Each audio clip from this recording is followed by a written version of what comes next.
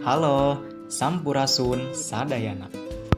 Perkenalkan, nama saya Ahmad Baidowi, mahasiswa Ilmu Komunikasi Universitas Sultan Ageng Tirtayasa Banten.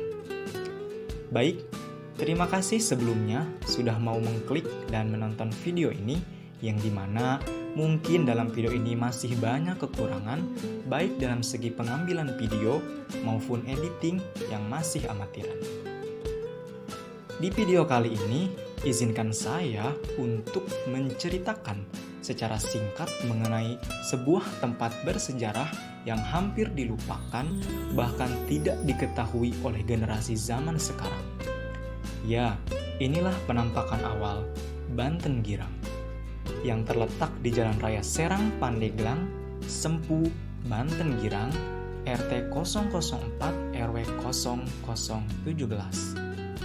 Di sini, saya bertemu dan berbincang dengan Abah Kuncen, yaitu Abah Abdu Hasan.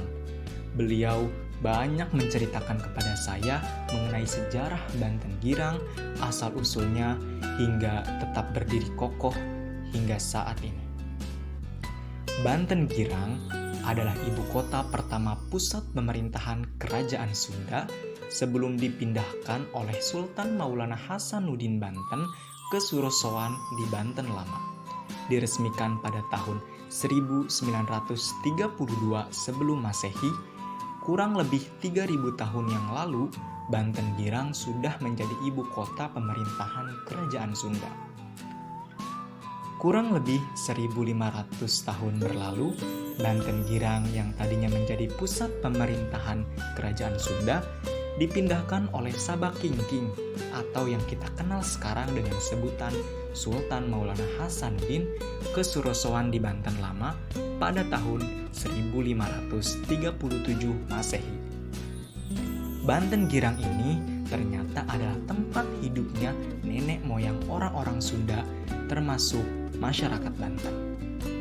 Setelah berbincang banyak dengan beliau, saya pun meminta izin untuk masuk ke dalam makam keramat Ki Mas Jong dan Agus Ju. Nah, penampakan awalnya adalah sebuah museum mini yang menyimpan banyak peninggalan-peninggalan Banten Girang pada zaman dulu. Ada beberapa pecahan keramik, batu-batu yang menjadi lumbung, kendi-kendi kerajaan, golok, keris, dan lain sebagainya. Ada pula sebuah lukisan atau foto kenang-kenangan dari penjajah Belanda untuk mengabadikan Banten Girang zaman dahulu. Di tengah-tengah museum mini ini, ada sebuah papan besar mengenai sejarah singkat Banten Girang, yang dimana kalau dibaca satu-satu tentunya akan menghabiskan waktu yang lama. Ada pula peta Banten Girang zaman dulu. Nah, di sini ada peninggalan-peninggalan kerajaan seperti kendi yang sudah saya sebutkan tadi. Setelah itu, saya pun masuk ke dalam makam Ki Mas Jong dan Agus Ju.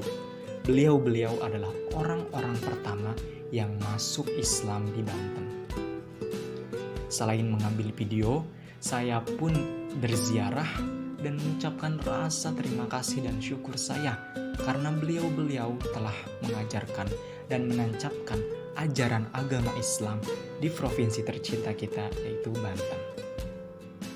Berlanjut, saya pun mendatangi situs Goa Banten Girang yang letaknya kurang lebih 50 meter dari keramat tadi. Ya, goa ini berada di tepi sungai Cibanten di belakang pemukiman warga.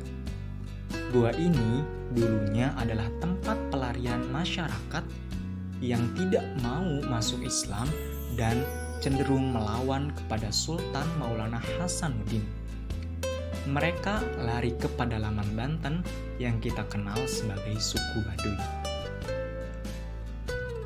Nah, di goa ini penampakan awalnya seperti ini.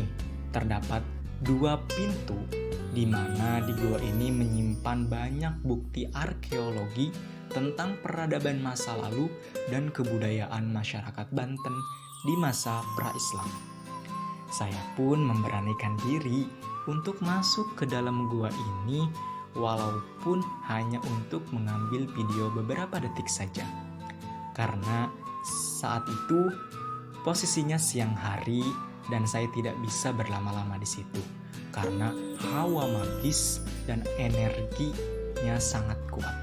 Inilah penampakan dalam dari Goa Banten Girang.